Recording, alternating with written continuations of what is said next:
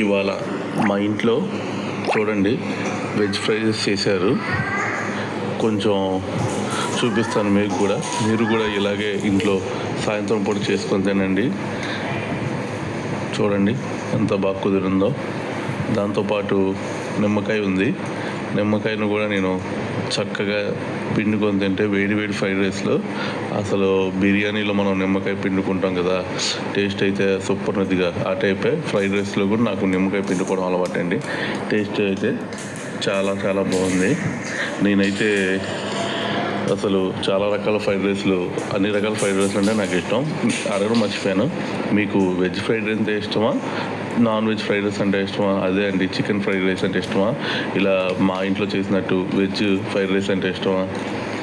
నాకైతే ప్రెజెంట్ ఈ veg fried రైసే నచ్చింది. టేస్ట్ అయితే సూపర్ అంటే సూపర్ ఉంది, చాలా బాగుంది. ఇంకోండి మా ఆవిడ ఎలా చేసిందో కూడా మీకు వీడియో పెట్టాను. ఇవన్నీ వాడిందండి, అదే ఇవన్నీ కూరగాయలు ఇస్తుంది. ఉల్లిపాయలు, క్యారెట్, క్యాప్సికం, క్యాబేజీ ఇవన్నిటితో చేసింది.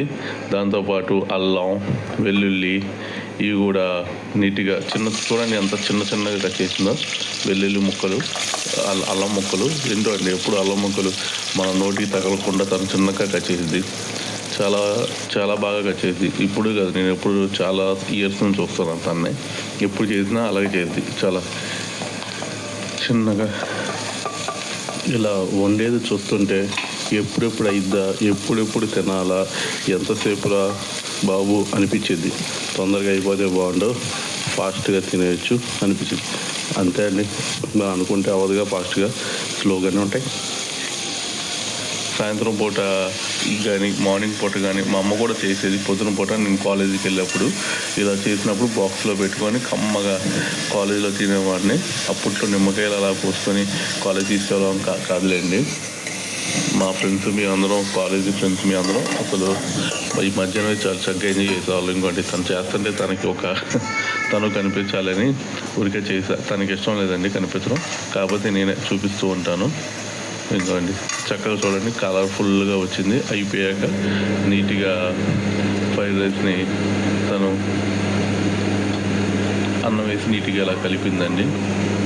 మా చిన్నప్పుడు ఇలాంటి ఫ్రైడ్ రైస్ లేవు, కానీ అప్పట్లో నేను స్కూల్లో ఉన్నప్పుడు అప్పుడే అండి కొత్తగా ఫ్రైడ్ రైస్, నూడిల్స్ అవన్నీ వచ్చాయి.